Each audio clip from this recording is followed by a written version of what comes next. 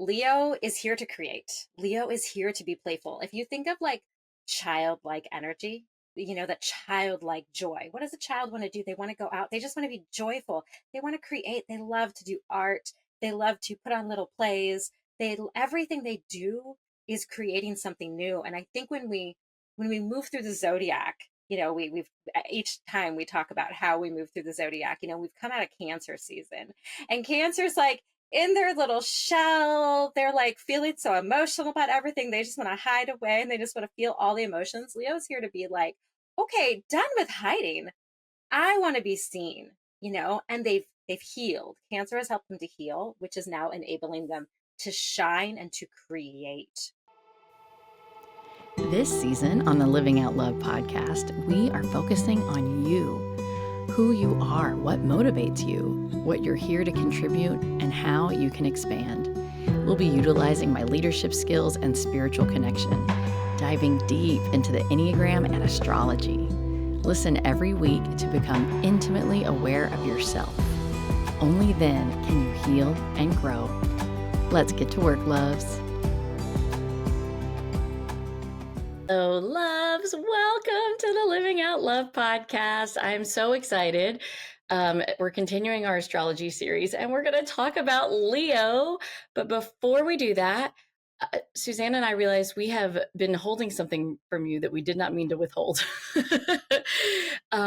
We are both going to be speakers at this amazing astrology conference upcoming in September, and Suzanne is helping to organize said conference. So Suzanne, why don't you tell us all about it? Yeah, absolutely. So the conference is called Astro Bash. It is in Borrego Springs, California, which is the home to Stephen Forrest, who is, to me, the most incredible astrologer in the world.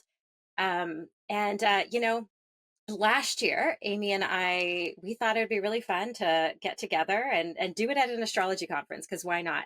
And so Amy searched up to see if there were any conferences around, especially one where Stephen Forrest would be there. And she happened to find this one.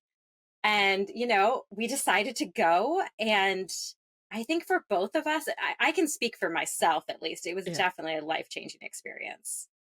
I mean, it felt the energy there. It was a smaller conference, so it felt very intimate. You felt like, when you sat down and ate, you just got to know all of these people, these incredible astrologers, and everybody. We had a book filled with everybody's charts, and we'd sit at the table comparing charts and asking questions and listening to the lectures. And the people were just so lovely. It felt like a family. And I learned so much. My confidence grew incredibly. And it was just it was life changing. It was so life changing. In fact, last year was actually their first year that they did it. And when they were gonna go organize again for this year, they realized that a lot of people that helped last year couldn't help again this year, and they needed more help. Put out the call, and I was like, it's that important to me that this thing happens again. I'm gonna jump in and I'm gonna volunteer, and that's how I ended up helping to organize it. And it's so different from other conferences, I think, because the energy is so special, given that it's in Borrego Springs, which is just beautiful. It's where Stephen Forrest has written, I think, all of his books. And it's yeah, just that the intimacy and the energy of it felt just magical to me. Yeah, I mean, so I had never heard of Borrego Springs, California, because I'm a Texas girl, not a California girl. And so what I didn't know going into it is that it's a dark sky community. And so for me, being in Houston, Texas, like that's a big deal. I'm like, oh, I can actually see stars. I'm there. I'm there. So that was another, but I second everything you said. There was totally this sense of community. Like I felt like I had friends after that. It's intimate and warm. And yeah, it's such a lovely conference. And I was impressed at the the scale, the wide variety of experience. There were lots of people there that have been doing astrology professionally for years. There were people that have just started. There were people that just do it for fun. So anybody could go and feel comfortable, Absolutely. And you're right. It's just not like a big corporate conference. So, and plus you'll hear both of us talk if you want to. Yay. So if you're interested in coming to hang out with us and learn more astrology topics, check out the Astro Bash website. The link will be in the show notes. You can learn more about the headliners. Some of the favorites from last year are returning, and we have some really amazing Suzanne did it, but we have some really amazing new people coming as well. So yeah, look at that. Join us. It's September 26th through the 30th. Is that right? 26th through the 29th. Yeah. 29th. Okay, there you go. So end of September, Libras, right? Yes. Yeah. And the sky will be especially good. It's going to be, I think just either a crescent or just kind of the moon will be in a smaller phase. So the sky will be especially beautiful this year. That was funny. Like last summer, the sky, I mean, the moon was so full, you couldn't see anything else. It was beautiful, but like that was all you could see. So it's going to be good to have it different this one. So, yes. Okay, awesome. Well, dun dun dun dun. Oh, that's so funny. Like we should do it for Leo. Absolutely. That was perfect. That was just natural. Okay, so Suzanne, dun dun dun dun, Leo, take the floor. Oh my gosh, Leo, Leo, Leo, Leo. Okay. All right. I'm so excited to do Leo. And I think because to me, Leo is one of the most misunderstood signs in the zodiac. So here I want to set the record straight about a lot of Leo things. So I think what most people know about Leo is, it's when we look up at the night sky and we look to the symbol, it's the lion, right? Okay. And the archetype is really that of the king or the queen, the performer. And that's what people really think of when they think of Leo. They think of the person with this really big personality, that maybe the theater kid, sometimes the attention hog, like all of these kinds of just theatrical performer, kinds of things, which sometimes can have a negative connotation. And it's not to say that those things aren't true about Leo. They are, but I'm really excited to get into the nuance of it and also why they're true. I think why they're true is really, really important. Leo is ruled by the sun, okay, which I think is just, the sun is the most important, planet in astrology. Everything revolves around the sun. Like Leo thinks everything revolves around them, right? That kind of speaks to that. And I love that the sun is that yellow or orange and the lion is kind of yellow or orange. My colors that I wore today are trying to embody that as well. I thought this looked a little royal too. I don't know. Yes. And it is a fixed fire sign. So what that means, fixed meaning it's right in the middle of the season, right in the middle of summer when it is just hot and we're just fully in summer. We just are here. We're here. All of the fixed signs in the middle of a season and they're just in the season. They don't want to change. They are here. And this is our second fixed sign that we've come in contact with. And it's a fire sign. Also the second fire sign we're coming in contact with. And fire meaning it's electric, it's fiery, it's energetic, it's bold, it's courageous. It's just like, it's life. Fire is life. So yeah, that's the super small little nutshell there about Leo. Yeah. One of the things you told me in the past about Leo also, and I don't think you said this, but if you did, I apologize, was just that like Leo can be creative and playful. Absolutely. Yeah. Leo is here to create. Leo is here to be playful. If you think of like childlike energy, that childlike joy. What does a child want to do? They want to go out. They just want to be joyful. They want to create. They love to do art. They love to put on little plays. Everything they do is creating something new. And I think when we move through the zodiac, we've each time we talk about how we move through the zodiac, we come out of Cancer season, and Cancer's like in their little shell. They're like feeling so emotional about everything. They just want to hide away and they just want to feel all the emotions. Leo's here to be like, okay, done with hiding. I want to be seen, and they've healed. Cancer has helped them to heal, which is now enabling them to shine and to create.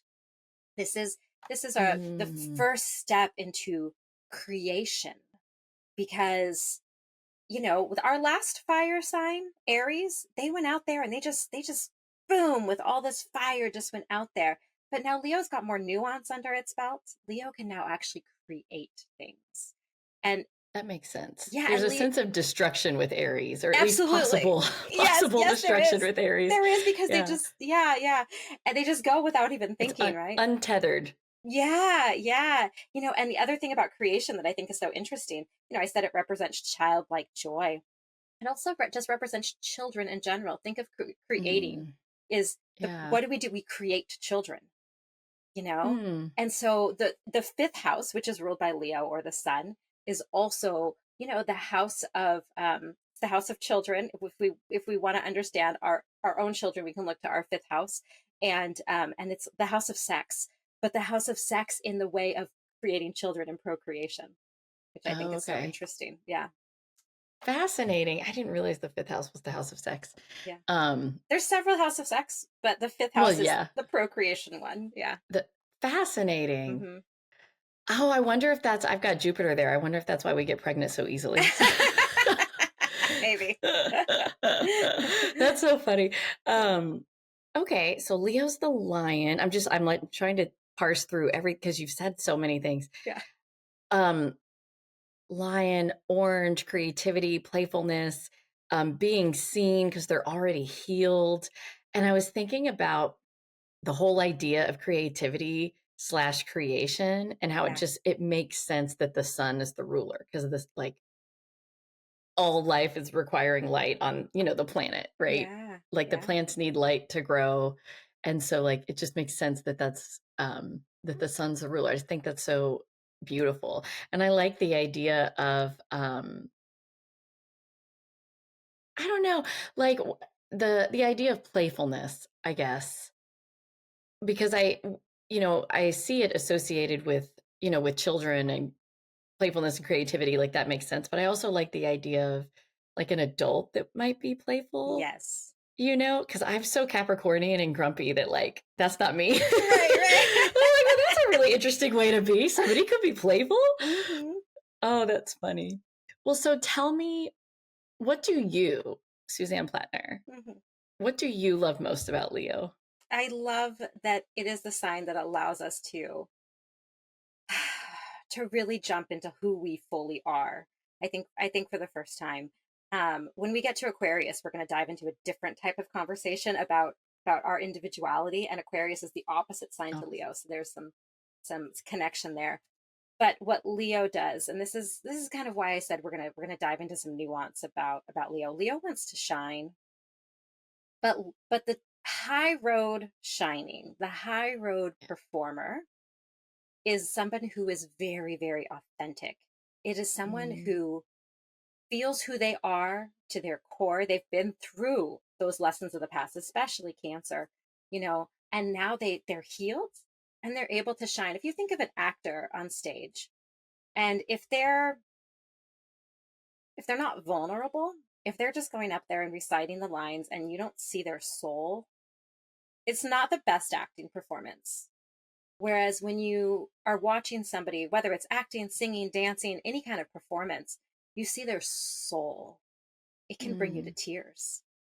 I want to cry right now just thinking about it. That's my all my cancer coming out, right? Um, yeah. but they can genuinely bring you to tears, and it's because they're bearing their soul, and that is Leo authenticity.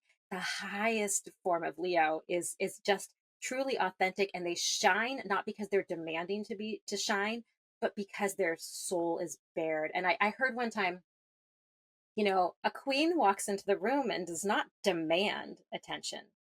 They just receive it simply because they're the queen. And Right. and that's the kind of Leo, high road Leo energy that you have. You don't need to go out there and say, "Look at me, look at me." That's low road Right. Leo energy. And Right. Leos can fall into that trap very easily.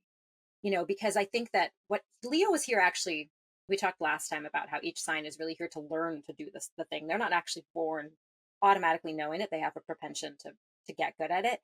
And the thing with Right. Leo another thing that I think is just really misunderstood is that they came into this life with really, really deep pain from prior lives, that Mm. Cancerian kind of pain.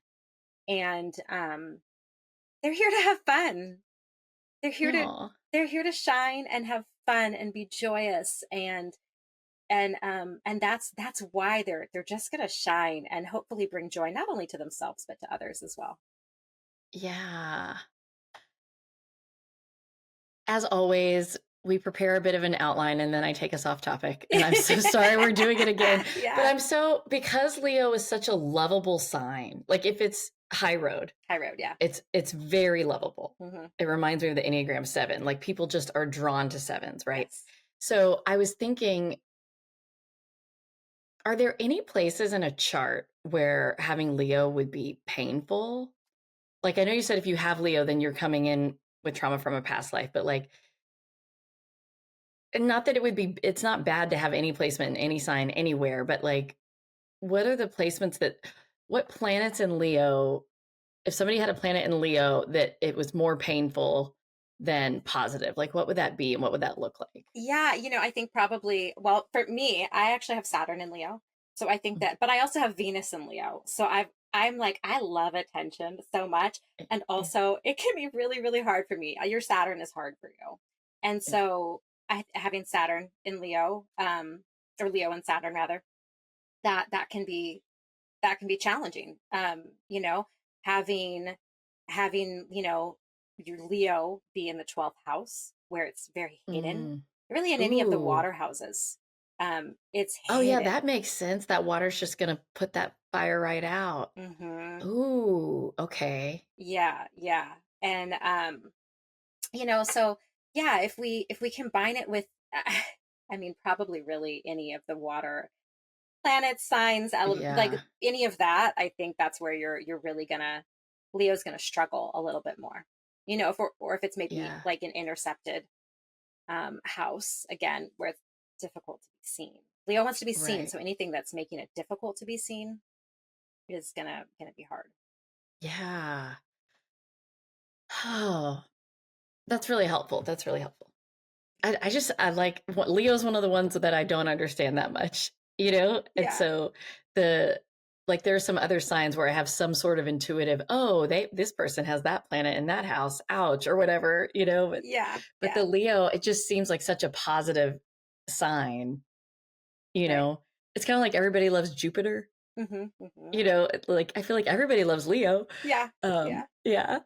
Okay, so what does Leo, I mean, they need to be seen. Yes. I feel like we've already answered that. That's what they need. They need to be seen. Uh-huh. But I'm Uh-huh. assuming they also need like a place to play, a place to create. Yeah, yes, play to create, to they want to be loved. I mean, Mm, I think that's maybe the most disguised part of the whole thing is that when a Leo is coming out there and being big and shining and all, they yeah, want the applause. They really, really, really want it. And yeah, they want it to so that somebody so they can kind of get that proof that they're being loved because remember they're coming in with that kind of cancerian wounding. They've still got that yeah. there and they kind of still need the proof a little bit that they're loved. And so, but the tricky thing is that if they're vulnerable, they will be loved. They'll get the applause. They'll get it all. But if they're Mm, not truly vulnerable, if they haven't gotten to that lesson yet, it'll come off as fake. And then yeah. people will look at them and kind of roll their eyes at them. And then sadly, what tends to happen with Leo energy is that then they go more.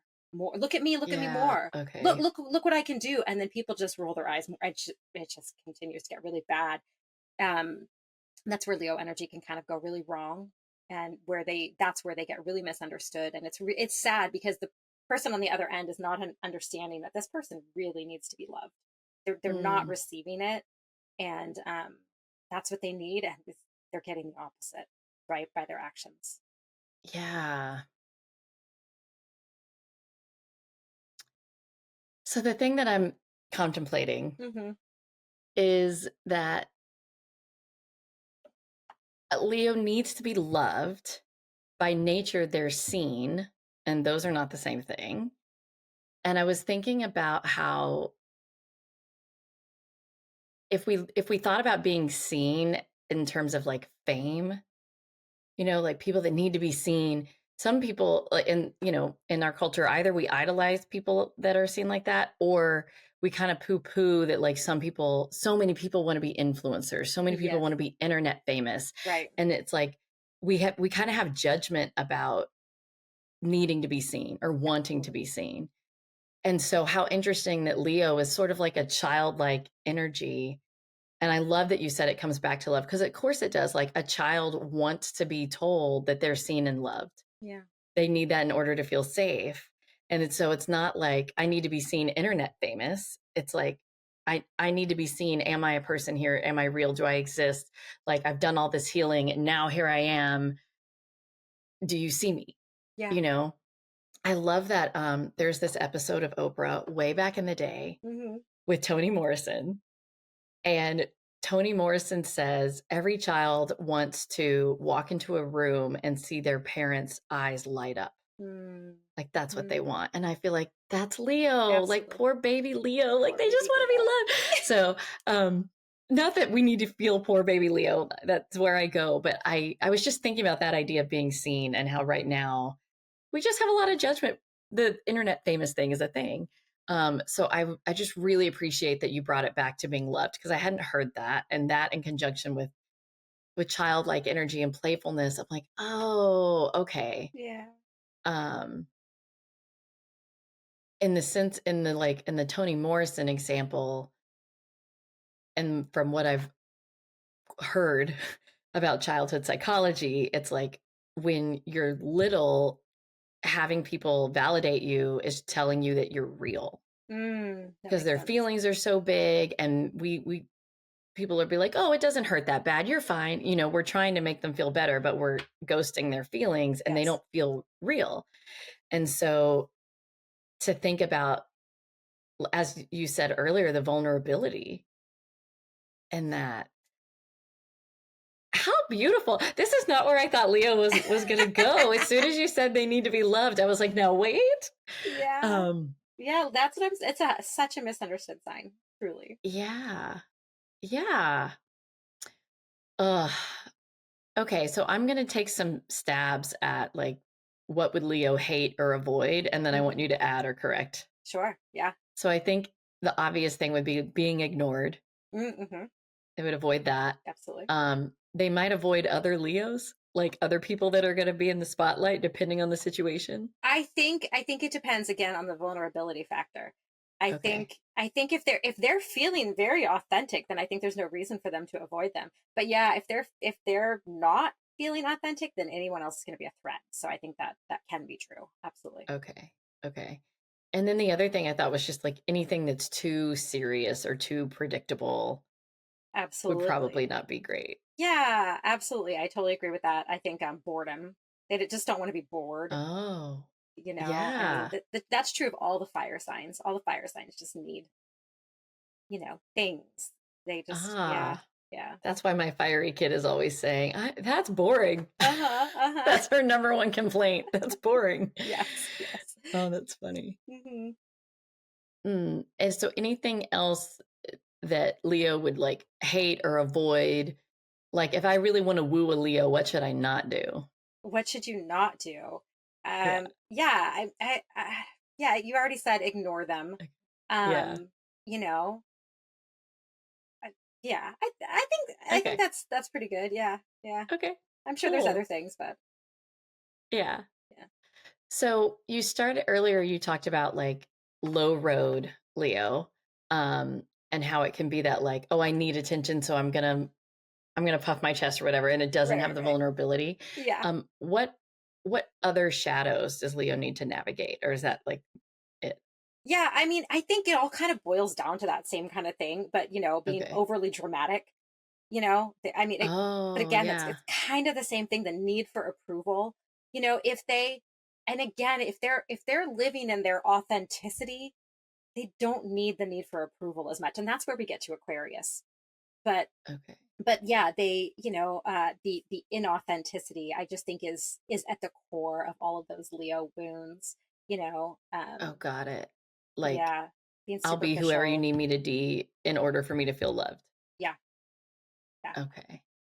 I love the examples that you gave about over dramatizing or perhaps, yeah, as being ways that the shadow would manifest in a real life situation. That makes sense to me. Yeah, yeah. I mean, making everything about themselves, I Oh, mean, self-centered, you know. I mean, it's kind of all goes to that yeah. same root still, but yeah, Yeah. Oh. I know. I always get to this point where like every sign is just a child and I feel sorry for them. Or not Ah, sorry, but like I have yeah, this sense of compassion and understanding that I yeah. didn't have before we started the conversation. Oh, well, that's beautiful. Like I get to the heart opening part and I'm like, oh. Yeah, Um, yeah. um I mean, so I'm going to take us back to Aries because Aries was fire, and we talked about how it could sometimes be destructive Mhm, or warrior like. mhm. And whereas Leo's fire is much more towards creativity and playfulness. So one of the questions that I like to ask you is like, what happens when we don't have enough Leo? But I feel like we probably have a good hang on that. Yeah. Um, but if you have, No, I think you're right. yeah, Yeah, I think you're gonna have issues with joy, potentially. You're gonna have issues with lack of creativity, and I think I want to stop on creativity for a minute okay, because okay, I think creativity often gets thought of as, are you a good artist? Can you write a good story? Things like that. And I kind of want to, especially for me, I'm a horrible artist. If you saw me draw a picture, you think it was, drawn by an 8-year-old, like. And I come from a family of a lot of artists, and so I always thought, oh, I'm not creative because mm, I'm terrible at drawing a picture, you know. right, And I've come to realize as an adult that creativity is, I mean, just so much bigger than just art. It is we create so much. I mean, for me, I love like technical things. I love to create mm, databases. That's how I created the Moon Journal. And so that was creation, even though it's in the yeah, technical world, it's not in the artsy world, but it's still creation. Your creativity is just so much bigger than the box that we tend to put it in, the theater kids and all of yeah, this. I mean, and like we say with every sign, every person has all 12 signs. You yeah. have, everybody has creativity in them. It's just how easy is it for you to access it. And so yeah, when you don't have that Leo as present in your chart, you know okay, well, really, look to your chart and see, well, where is it, what house does it rule, and that might help you to get there. And if you're a newbie, probably talking to an astrologer or doing some Google research, can really help you. But, you know, um, but yeah, beginning to kind of understand that you have creativity in you. Everybody does. Mhm. Every human does. It's part of the human spirit. But what are you good at creating? Maybe you're like me and you're kind of a techie nerd and you like to do Excel spreadsheets, and I do. I love Excel. I can't deny it. Oh, that's Yeah. funny. Uh-huh. Yeah, I totally agree on the creativity thing. And you and I have had conversations because we both love dance. Hmm. But I'm like, I need to choreograph, and you're like, I don't have that. Yeah. No, Like no. because of where my Leo stuff is. Yeah, yeah, exactly. No, I have no interest in actually choreographing. Although, in the minute you put on a song, I'm going to choreograph Yeah, it like that, but I'm not right, going to remember a thing.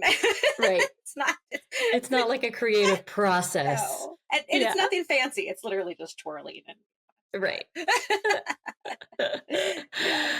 Well, another thought I had, and so yesterday I was listening to a podcast, Simon Sinek's Optimist podcast. He was My interviewing favorite. Scott Galloway, Uh-huh. who I'm intrigued by him because he also seems like a grumpy old man. Okay. Um, he's more anyway. So they were talking about like the worst thing that ever happened to the United States was um, I don't remember if it was the Soviet Union or whatever, but it was like we didn't have a common enemy anymore. Right. And so because we didn't have a common enemy, we made each other our enemies. Yes. And so then I was thinking in terms of like what happens when we don't have enough Leo. I was thinking, well, people like to have a common enemy, but they also like to have a common idol. That's so true. Like Swifties love to get together and like be Swifties, Mm-hmm. you know? So and it's the same thing with like the royal family. Absolutely. There's so much culture around that um that I'm like, the flip side of the internet famous, I'm like, oh, there's probably a lot more value in having that idol, somebody that we all kind of look to or are drawn to in a way that, and it's value that I don't understand and can name. yet, so but now I want to think interesting. about it. Yeah, and I'm a big fan of Simon Sinek's podcast, and I listen. Yeah. He talks about that all the time. The fact that he hates that about humans, that we do need an enemy, but Yes. finds it to be true, and I happen to agree with him, unfortunately.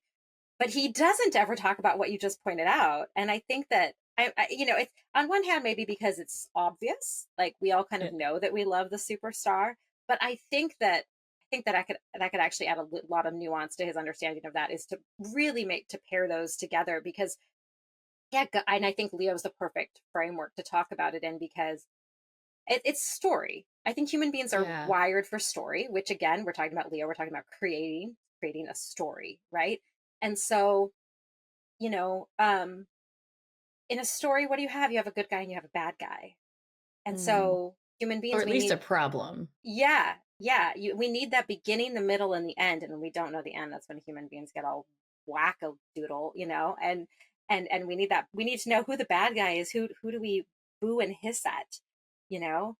Hmm. And who do we applaud? And I think you're right. I think Taylor Swift and the royal family and all of these celebrities give us that outlet to, yeah. I don't know. It's such a great conversation. Mm. Fascinating. So uh, there's the obvious, like Leo needs to be seen. We've said that. But in addition to the obvious, what does Leo need from us? Like, I'm trying to woo the Leo. What is it that they need for me to feel loved? Yeah, they need for us to like give them the space to be as big as they want. I think we've Oh, yeah, we've touched on this a little bit, that we kind of poo-poo it when they're demanding space, which understandable. But maybe yeah. we can allow them to have that platform and to feel that love, and maybe we can applaud when maybe we can see through them a little bit. Maybe if we applauded, even if we could see through them, maybe they would learn to be more vulnerable. Maybe. I'm not sure. Mm, That's an open yeah. question, I think.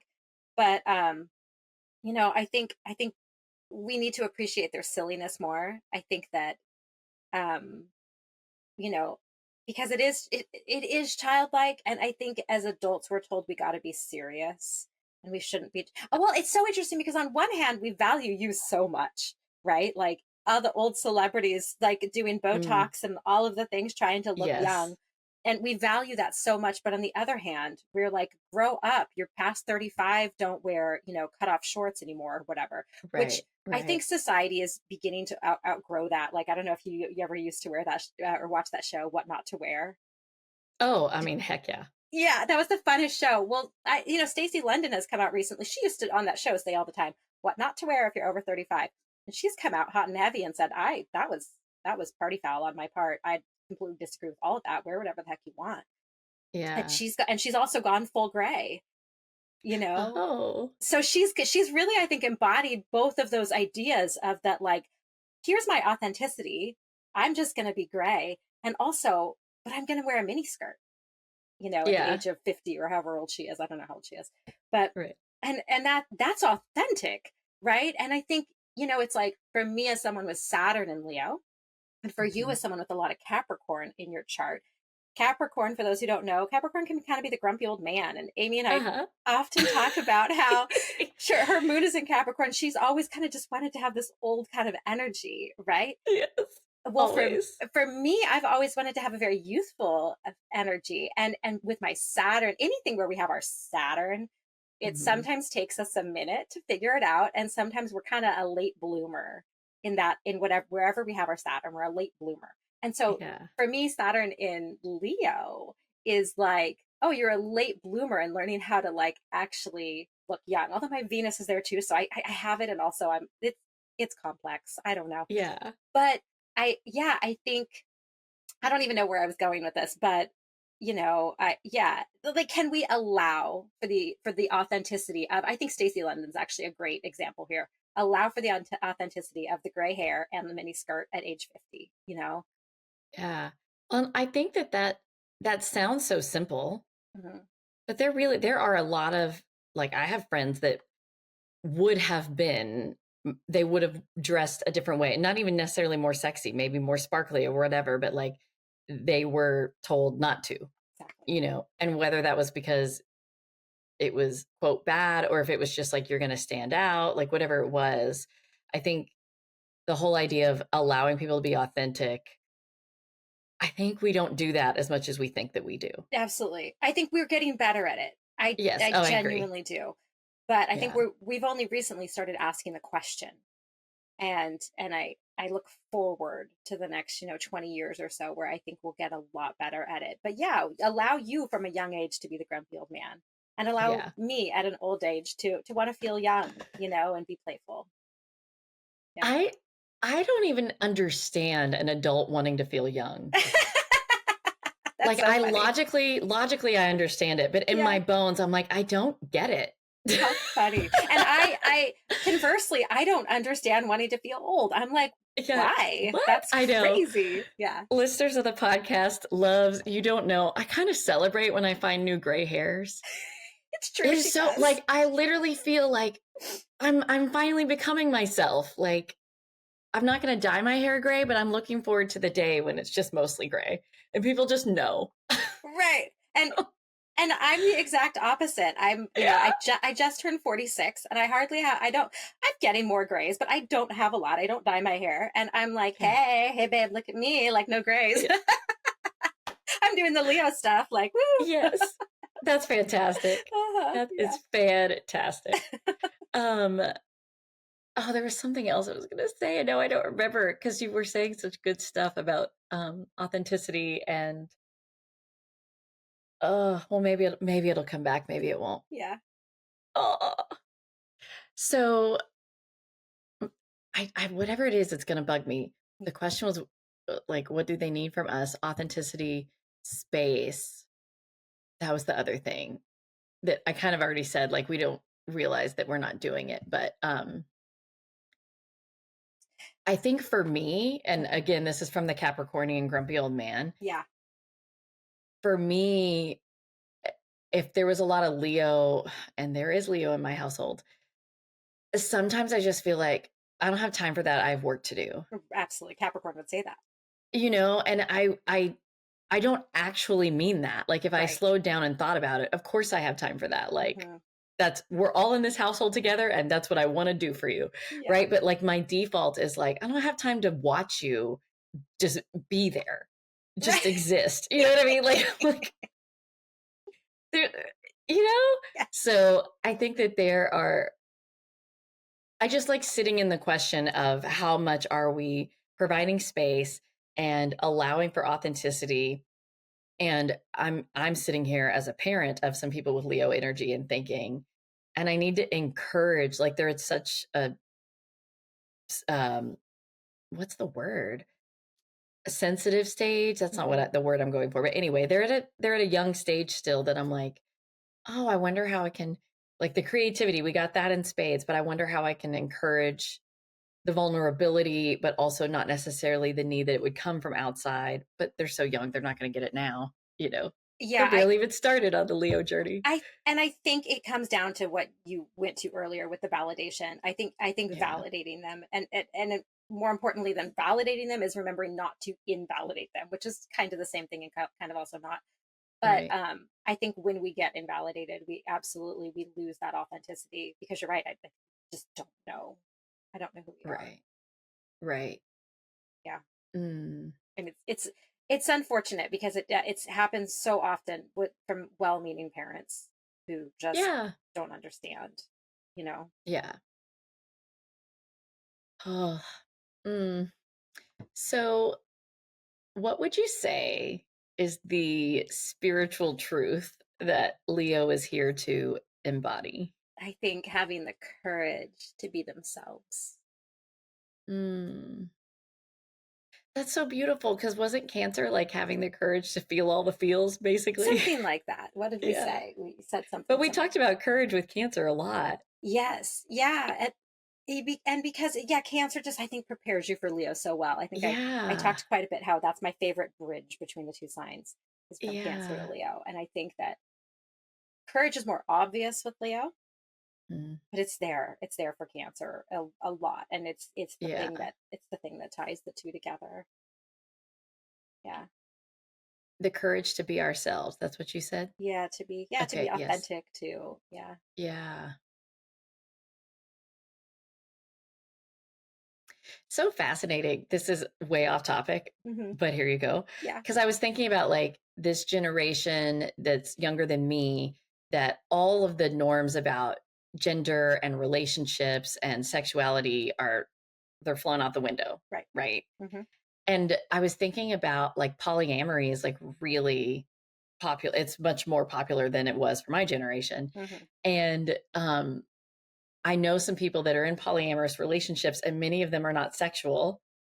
And Okay. I was thinking Hmm. about like, well, then am I in a polyamorous relationship with Suzanne? Like, like I love you. Does that mean we're in a relationship? Anyway, so I was just thinking about like, if that hadn't been a norm, that like, I'm going to marry this person and then these are my friends and those are our roles. Hmm. Like it's hard to know what's authentic, I guess is kind of what I'm getting to. Yeah, I think that's absolutely true. And I think that's where, you know, going back to Capricorn, Capricorn sets our structures and our rules Uh, and all of those things in society. Capricorn or Saturn, kind of the same energy there. Um, and some of those have flown out the window with Pluto and Capricorn. mhm. And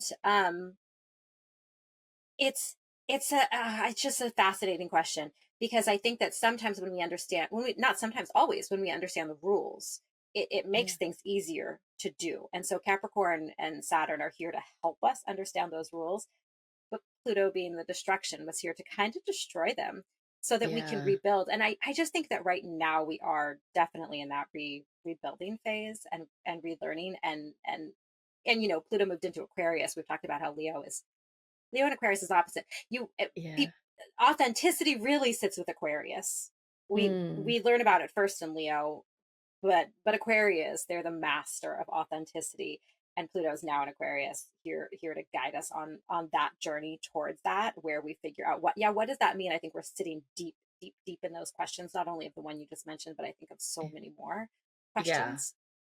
And I don't think it's clear. I have often wondered too, oh, if I were a youth today, Mhm.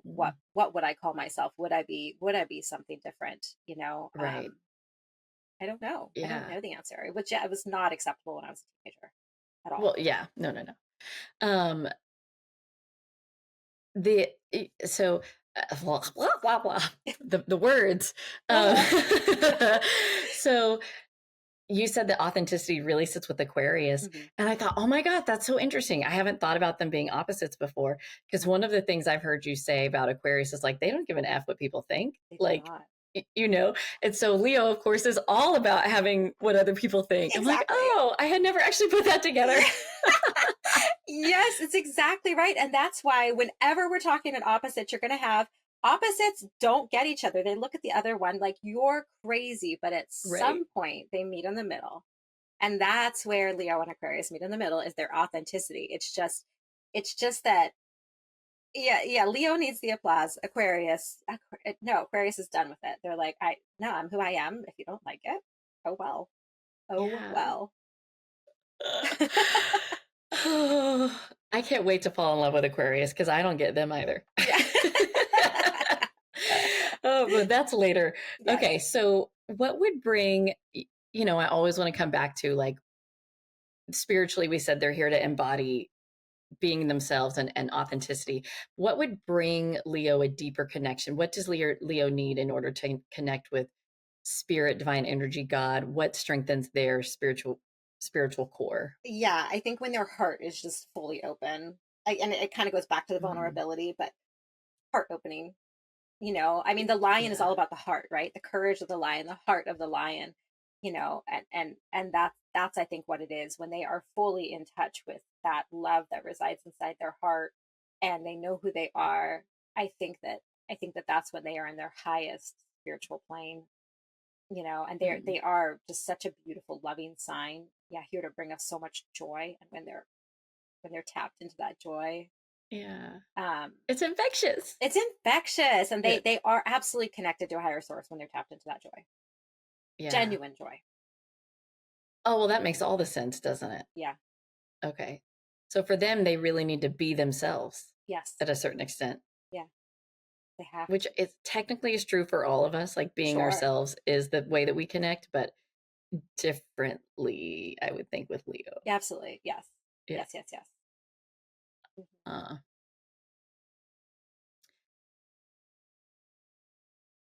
I've had more thoughts than I've had flow of words today.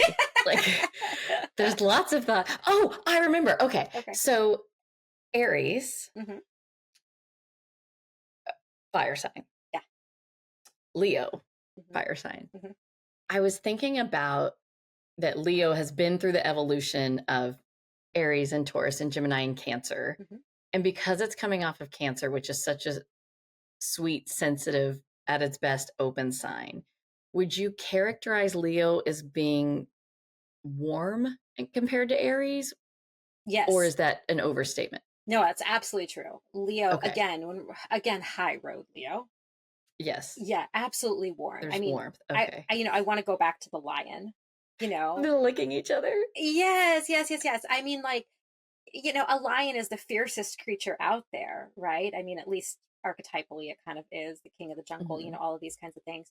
And so it's terrifying. I don't necessarily want to come in contact with a lion, but there's something about a lion that is just so warm, actually.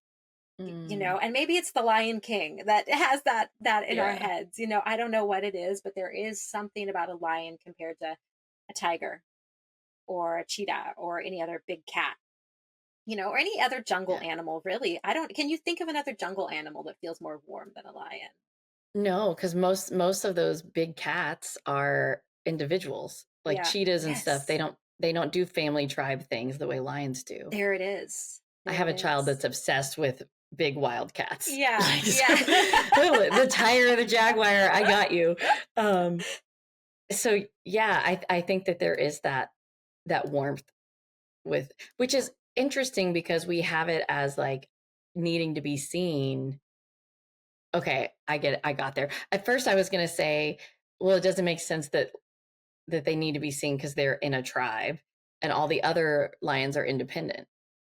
But of course you have to have a tribe in order to be seen. So And it goes back to the statement about the queen. When she walks into the room, she does not demand to be seen. She is seen simply because she is the queen. The same with the lion. They yeah. don't need to demand it. They're so regal. How can you not look at a lion? Yeah. You know? Your statement earlier. So we talked last time about how I think the crab and the cancer is just the best example in terms of the zodiac and the Yeah. metaphor. I think that's the best one. Where I get hung up on the lion is like the fierceness. Oh no, I think that's definitely true because It, courage. We have oh, okay. yeah. Leo is so bold and courageous and so yeah. I mean, but they're gonna do it in the name of their tribe, of their pack. Yeah. And so yeah, they. So I'm laughing because because one of the things my child made me watch recently, I Uh-huh. don't do violence, as you know. Right. So this child is fine with violence. Uh-huh. But so she made me watch this video, and it's real. These are not cartoons. This is a real documentary video. And there's this crocodile. Uh-huh. There's some dead animal, and all the lions are on the bank eating the animal, and this crocodile wants it. And this the king of the jungle, the male lion, what's the Hmm. call? The male, the patriarch. I don't Right. remember what I it's don't know. called, but anyway, Mufasa. I don't know. my poor kid is like, "Come on, Uh-huh. mom." Yeah. Just comes up and like starts swatting at this crocodile, and I'm like, "Just tell them to run. This thing is huge. This crocodile is huge." Right. I'm like, "You've got to be crazy, lion." But it you're right. It was very brave, and it was in protection of the herd. Yeah. Okay, courage makes sense. Hmm. See, I'm glad I asked that question. I felt Yeah. sort of silly. I was like, I don't understand the fierceness, but I'm glad I asked that question Yeah. because I wouldn't have put that together. Yeah. Um, And it takes courage to perform. Like for an actor to that's go up true. on stage, that's courage. That's true. Absolutely. It's so funny. How did I already forget about courage? Like we started with that, and I just already I got to the little kid and I got Yeah, lost. yeah. Well, anything else that you want to say? Anything I didn't ask you about Leo before we move into the season? No, I think we covered it. I think, Okay, yeah, good. I think we're good. Good. I've accomplished my goal of falling in love. Every time that's the Yay. goal, and I got there easy this time. Yay. We get to Aquarius, that's probably gonna be hard for me. Sag and Aquarius, we'll see. Yeah. Okay, so what's going on this season? Okay. All right. Let's talk about it. So the sun enters Leo on July 22nd, early in the morning, July 22nd. Um, so yeah, that is when we enter into Leo season. And then we've got Mercury entering into Virgo shortly thereafter on July 25th. Okay. So all of our Mercury's our thoughts, our communication. So we're going to be very technical, very analytical. Yeah. We'll get into Mercury next time, or not Mercury, Virgo next time. But yeah, we'll start being a little technical. And then we've got Venus on August 4th, then moving into Virgo. So Oh. yeah, so again, we're going to be even more technical during Leo season. Uh, On that same day, August 4th, Mercury goes retrograde. Dun, dun, dun. oh. Mhm. so um so yeah, and I want to just give a little advertisement about Mercury retrograde, if you will, because Please do. yes, Yeah. another Preach. misunderstood Yes. thing in the world of astrology. People think, oh no, everything's going to go wrong, and da, da, da, da, da. It's not to say that things won't go wrong, okay? But what Mercury retrograde, first of all, from a scientific perspective, the planet Mercury does not actually move backwards. So that's Okay. that's one misunderstood thing. It's just from our perspective from Earth, the degrees start to move backwards. So it's all about the Okay. degrees. So imagine, it's at a certain degree, and then all of a sudden the degrees start moving backwards. We've already done that. We've already been through those degrees. We were just there yesterday. We were just there, Right. right? A week ago, we were just there. Mercury now, going back in those degrees, is giving us a chance to rewind, redo things. Okay. And that's why things start Mm. to go haywire, because we're being forced to rethink things. All right. When something goes wrong, you didn't think that through well enough. Here it is for you again. And Yeah. so when things go wrong, I think stop, pause, and think, "Oh, what do I need to learn here?" Because it's not just, the email going to the wrong person, that's just so frustrating. It's not just because, oh, Mercury's in retrograde, that's so annoying, and you move on. Right. No, what happened here? What do I need to rethink? And so it wants us to slow down. It wants us to redo some things. It's not so terrifying. Mhm. It really isn't. As long as you are conscientious about things. A lot of people will say don't sign contracts during Mercury retrograde. I'm not one of those people. I don't believe in allowing astrology to rule your life.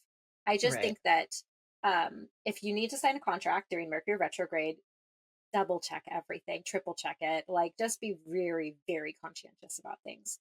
So other astrologers will tell you Can I differently though. ask you a question about Yeah. Mercury retrograde? Hmm. So let's say, so Mercury goes into Virgo and then it goes retrograde. Let's say, for this example, that it's still retrograde in Virgo. Hmm.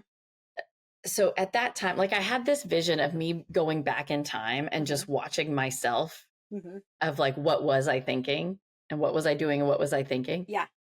Is it that literal? Like, would you literally reflect on like, how was I thinking in Virgo season? Or like, how would you do that? If you wanted to reflect on your thinking, how could you do that intentionally? Yeah, I think absolutely I think that for most people they're not going to be so intentional about it, right? I Right. Well, hope yeah, hopefully they're doing it because there's the energy's the forcing it. energies. Yeah. Yeah. But if you're wanting to do it intentionally, yes, I think go back to those moments. What was I thinking? How can I shift my perspective? Mercury's all about perspectives, and Mercury wants you to see a lot of perspectives. So, you know, how can I do that? And especially, yeah, Mercury and Virgo being so technical. Yeah. And, and Mercury rules Virgo. Mercury rules Virgo and Gemini both. And so it's like, okay, what technical details here did I miss? What, analytical details did I miss? What Virgo is also about service. It's so how can I serve myself or others better? Yeah. I wasn't doing a good job serving people or myself here. Health. Mm. those kinds of questions. But the interesting thing is that it's going to go retrograde, and guess what's going to happen? It's going to go back into Leo. Okay. So on August 14th, it moves back into Leo. And then, of course, when it goes direct, it'll go back through Back Leo, to all those Virgo. degrees, back through Virgo, Back. eventually get to Virgo again. So, Yeah. yeah. I think it's interesting that I hadn't thought about Mercury ruling Gemini and Virgo because Mm-hmm. they're both mutable signs. Mm-hmm. So in terms of Mercury retrograde, it's like we're literally going back and going, well, do I want to think this or do I want to think that? Like, how did Yes. that go? Yes. Like, that's so mutable, that's like, that's fascinating. It is. Okay. And I'm sorry, I took us on a tangent of Mercury retrograde, but No. yeah. So August 14th, it's going to go direct and back towards Virgo. Yeah. Well, I don't. It's not going to go direct during Leo season. Oh, It's okay. it's going to Later. go back into Leo, and then I Oh, don't have that's the right. date for when. Oh, I do have Oh, the I date don't. for when it's going to go retrograde. Actually, no. Wait. Hold on. Looking at my notes here. August 28th is when it'll go direct. Okay. Yeah. So So August it's only 4th retrograde. through the 28th is the retrograde period. Yeah. Oh, that's not bad. Yeah. Yeah. Not that it's bad anyway, but people always panic. People always panic. Yeah. Don't panic. Don't panic. And don't just blow it off either. I mean, when I say blow it off, I mean don't, when the bad things happen, don't blow it off. It's Mercury retrograde. Think. Well, Mercury of retrograde. all the planets to go retrograde, Mercury makes the most sense. Mm-hmm. It wants to take different perspectives. It wants Absolutely. to learn, like, I don't know. I think that's fascinating. Yes. Okay. Yes. I derailed this. Next transit. No, you're good. You're good. You're good. And then we've got kind of a big transit. We've got Jupiter square Saturn on August 19th. And yeah, normally I don't go into a lot of those types of transits. They happen literally every single day, sun square moon, or I don't know, whatever. Right. Well, sun square moon is anyway. Yeah. But but when we're talking about the outer planets, Jupiter, it's a more important one, because it's a little bit longer lasting because Jupiter moves slower. So I mean, I have it's affecting us now, to be honest. It's not going to be exact until August 19th, but it stays around longer, and so I think it's more important to pay attention to one like that. And Jupiter square Saturn, what that would be, Jupiter is the planet of expansion.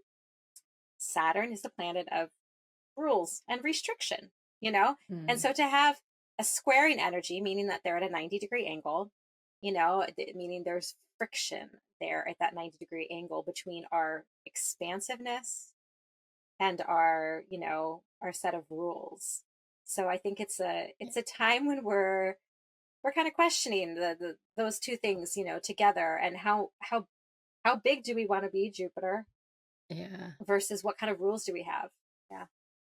And do you mind sharing what sign will they be in? Jupiter and Saturn? Yeah. So Jupiter is in Gemini right now, and Saturn is in Pisces. So, and those are both those mutable energies, and that's why anytime we've got a square or an opposition, you're always going to be dealing in the same modes. So, that makes sense. Yeah. So Jupiter, Gemini, and Pisces, that's the squared energy. Those two signs don't really get along, and the reason for that is that Gemini is a kind of analytical. Also, Gemini is curious, it's open-minded, it wants to know all the things, it's out there, it's like a little energizer bunny socializing, and just like wants to get, just this is the gather of information. I'm gathering all over the place. And Pisces is all about letting go. Pisces is like, cares, like, let go. You don't, Gemini, sweet Gemini, you don't understand, like none of it matters. We're all connected in the ether, and none of what the information you're trying to amass, none of it actually matters, and so it's those two ideas kind of creating friction against each other. We'll have to do a separate episode just on Saturn and Pisces, because I'm like, I don't understand that. Oh yeah. Like that's its own thing. That is its own beast, for sure. If you write a blog or anything about that, let me know. Okay, so that was August 19th. Any other transits? Yeah, we've got the moon transits, which I think it's so funny. I I had said when I was like, oh, I don't get into, sun square moon or whatever, which I do every single time, because those are actually the moon phases. But yeah. So yes. Sorry for that error on that one. I meant to say like, a sun square Jupiter or something like that. But anyway, that's beside the point. And the reason why a lot of people poo-poo the moon phases, to be honest, for the exact reason that I just said, is that, well, it's such a short event, Yeah. you know, and here's I why. mean, you've heard me be grumpy old man about it. Yeah, I'm like, do I absolutely. have to do it, Suzanne? Yeah. It's every month, and now that the moon's going quarter, do I have to do the quarter thing too? Like, come on. I don't want to do that. Yeah. Here's why I love the moon phases, despite the Yeah. fact that I don't dive into any of those other transits hardly at all. Because I think we are supposed to. I think that the moon and the sun, those are our luminaries, meaning those are the bodies that we see constantly. You know, back before we had modern technology, clocks and, light bulbs and things like that, Yeah. we lived by the moon. And that's how we understood our seasons by the sun, what the sun Mm, was doing, and we understood the concept of a month based on the moon, and yeah. that we understood the energy that goes along with that, and I think that we had a greater respect for the planet when we were so tied to the fact that of what our sun is doing and what the moon is doing. And that to Yeah. me is very beautiful and something that's been lost. It's a little harder to deny what the sun is doing. We do certainly live by the seasons better than we live by the moon. I think we've all but forgotten the energy of the moon. Um, and I just think it's just, to me, it's just beautiful. And I think that if we pay attention to those subtle flows, that there's beauty there and there's growth there that we are just flat out ignoring. And I think it's a chance for us to ask these questions on a consistent basis of ourselves. Of, the new moon is a time for when we want to work on manifesting. Well, we're always wanting to manifest as human beings. We're Yeah. always wanting to grow. We're always wanting to create new goals. This is a new moon is a time of the month where you can conscientiously say, hey, what do I want to work on right now? How do I want to grow? Well, full moon is a time when you want to begin to release. And there's some debate about whether you actually want to release on the full moon or with the waning moon after the full moon. Oh. But Hmm. whichever, either on the day or after, to me it's irrelevant, right? Um and so I think we can always find things to release so that we can grow. And I just think the cycle's beautiful, and I just Yeah. think it's part of the human spirit, and we've lost it, and that's why I love those cycles. So Yeah. with that, I'll go into what we're dealing with here. So yeah, our first moon phase is a last quarter moon. Remember, we had two full moons in Yes. Cancer season. Two Yes. full moons in Cancer season. And I love a Cancer moon. It's such a double treat. Yes, and actually, Cancer season, but they were Capricorn moons because they were Oh, full moons well, because they were opposite. at least it's grumpy like me. It's I can yeah. I can dig that. So you've got both of those energies. So now in Leo season, we're starting with the last quarter moon in Taurus. So now we're going to be dealing all with fixed signs as we go through the moon phases. So Mm. our first one, last quarter moon in Taurus on July 27th. And then we have got a new moon in Leo on August 4th. So again, new moon's time for manifesting. We've got the new moon in Leo. We've got the sun in Leo. So our egoic bodies and our emotional bodies lined up in that Leo energy of wanting to be seen. So ask yourself questions like, what do I want to manifest so that I can fully be seen and authentic and shine? Those are the kind of questions that you'd want to ask yourself about your new moon intention. Yeah. And then we've got after that the first quarter moon in Scorpio, which is on August 12th, and then a full moon in Aquarius on August 19th. And so, yeah, if you're looking for a chance to journal along with those, you can find my moon journal completely for free. And you can journal along with the phases of the moon. And if you want a step up from that, you can sign up for the text messages that go along with that, where I'll tell you all about, each one. I was gonna Uh-huh. bring that up. Ah! Like, Well, do you want to yes, talk about it? I do, Yeah. because when you were talking, oh my God, every once in a while I look at my chart and I'm like, oh, that's a little overwhelming. But anyway, Mhm. because when you were talking about what do you want to manifest? Yes. And for that part, moon's going to be in Leo. And I was trying to think, what is Suzanne going to message me? And I was trying to remember where Leo is in my chart because I don't have any planets there. I couldn't remember like what, because I'm in the paid level, you'll send it to me. You'll be Yep. like, this is where Leo is in your chart. So Yes. these are the questions you should be asking yourself. So I was trying to figure out, if I paid attention to the moon, could I even figure out those questions for myself or not? Um, So for me, I'm not going to put you on the spot, but for me, the moon's going to be in the 11th house, which I don't have any planets there. I don't Well, think a lot about the 11th but house. would it be in the 11th or the 10th or the 12th? Because depending on the Oh, depending on the degree, degree, you don't it could be actually the know. 10th. You're Yeah, and right. I don't It have could the be the degrees 10th. in front of me, so I'm not sure what that is. But That's yeah, fine. it's So if the new moon's in Leo and that energy is encouraging us to manifest, so then I would be asking myself, like, let's assume it's in the 10th house. okay. How do I want to create either expansion or creativity and playfulness with my career, my reputation because of Yeah. 10th house? Yes. Something like Exactly. that. Exactly. Yeah. Okay. Yeah. If you did it, it would be better. I I'll just say better. would Yeah. say basically what you just said, but I'd maybe add some nuance to it. Yeah. Yeah. Yeah. It would be nuanced and more poetic, but I'm still at the like astrology is algebra phase of like, if you add this sign and you add that house, this is It right. is very mathematical. It It is. is. It is. Yeah. So, yes, I really encourage everybody try the free version of the moon journal because even just knowing the generic, this is what the sun is doing or the moon is doing, whatever, the moon, excuse me. Oh, this is what the moon is doing is helpful, but knowing where it's really calling for you and your chart, it makes so much more sense. Yeah. And I was thinking also about like my resistance to keeping up with the moon cycles. Mhm. Um, I think a lot of it is just because I live in Houston and I don't see the night sky. Hmm. I Interesting. really think that's part of it. I don't feel when I feel like I can see the moon, so I have a different relationship to the moon than I do to the stars. Mhm. But there's a lot of times when if I'm looking at the moon and I'm not driving and I just take a second, which I do Mhm. every month at least, like I'll stand still for a second and just connect with the moon. I do feel like it's not like a shedding, like it's not like stuff I was carrying is no longer there, but I'm just like not in it Yeah, that's in a beautiful. way. Um, I think there is something about the idea of the moon's power and trying to because in our natal chart, how would you describe what the moon does in our birth chart? Yeah, the moon is our emotions. It's the hidden parts of ourselves that we keep inside. It's our mood. If you want to know how to be happy in life, they say do your moon. That'll keep you happy because it's our mood. Yeah. Moon.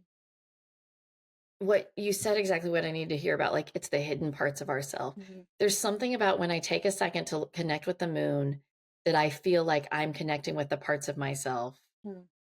that I don't often make time for. Yeah. And it's not like I deny them, but you know, they're not on the surface. It's like I do go within a bit more. I love that. I and that's my hope. It like with all of my work, that's what I want Yeah. for humanity Yeah. is for us all to feel that connection to the moon, to the sun, to the seasons, to earth. I think that's literally my whole pull is just I want us to feel connected to all of it. I think we as human beings were meant to be connected to this beautiful earth and all everything outside of it. If we can do that, I get gushy over it because just so beautiful. So I love that you take time every month to do that. And I mean, it's always at different phases. Right. You know what I mean? Like it's not Uh-huh. like, oh, Sure. every the time there's a full moon, but it's just like there's usually at least once a month where I'll actually be outside at nighttime, which in and of itself is rare, because I'm grumpy and I go to bed early. But when I'm outside at nighttime, I'm like, oh, well, hello, friend. Hello. Um, and I had one other observation that I hadn't made before, where you were saying when it's a full moon, it's always in the opposite sign. Yes. And so I was thinking how interesting that the full moon is asking us to release. And so it's almost like the moon is asking us to let go of the opposition so that we can be more of what the sun is calling us to be. Yeah.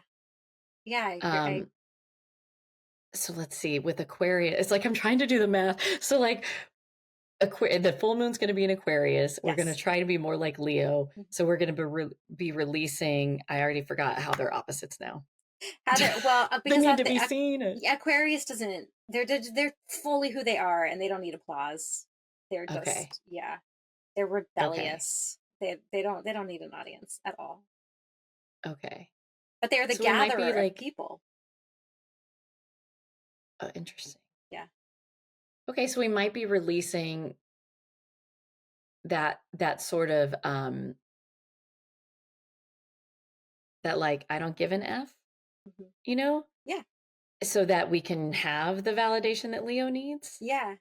Like any part of us that is so rebellious and that doesn't, who cares what people think? Like we might be releasing it, some of that, so that we can be the vulnerable, courageous person.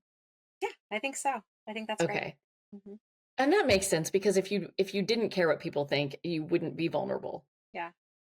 Okay. All right. I'm getting there. Mm-hmm. Mm-hmm. Talk astrology to me, Suzanne. Well, this was so beautiful. So we know people can find Drew. SheDancesUnderTheMoon.com. Definitely check out the Moon Journal. There is a free version, people. You should be doing it. Also, Astro Bash. Come have fun with us. Yes. Come watch me be grumpy and watch Suzanne be youthful, and somehow we make it work. I mean, I'm not actually grumpy. People that know me. You're not. But that would be like my knee-jerk reaction, and then I've just learned to evolve past that. But yeah, come join us at Astro Bash, and I think that's it. Anything else? We're good. Yeah. All this right. was fun. Yes, it was so fun, and we're gonna come back and we're gonna fall in love with Virgo next time. Another misunderstood sign. Yes. Mm-hmm. Oh, and I also just wanted to mention, because I'm doing, the astrology series with Suzanne, the Enneagram series with my parents. And for both of these, we're going to have like a finale episode at the end.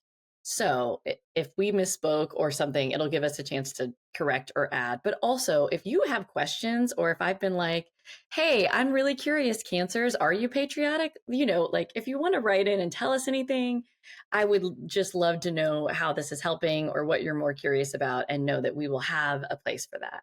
So if you are a Leo and you want to give us some feedback or ask us some questions, please do so. We'd love to hear them. Yes. And you're on Instagram, right? Yes, I am. Although I'm not very active. I have a love-hate relationship with social media. So right now, okay. But I'm there. If people wanted to interact with you, they could send me a message. Sure. They could send you a message or whatever. Like, you can't even do that with me. I'm so grumpy. Like, use the contact form. I'm so kidding. You can email me directly, but still. Yeah. So if people wanted to interact with you on Instagram, totally, you can find her there as well. Absolutely. Yes. Yeah. All right. Well, loves, thank you so much for being here and giving me a good reason to spend an hour with Suzanne every month. And we'll see you soon for Virgo. Bye, loves. Thank you for listening to the Living Out Love podcast. If this episode was helpful for you, there are 3 ways that you can share the love. You can send this episode to family, friend, neighbor, leave me a rating and review on your favorite podcast platform, or comment and ask questions on YouTube. This season is meant to be interactive. Thanks again for your presence. I appreciate you being here. Talk to you next week, loves.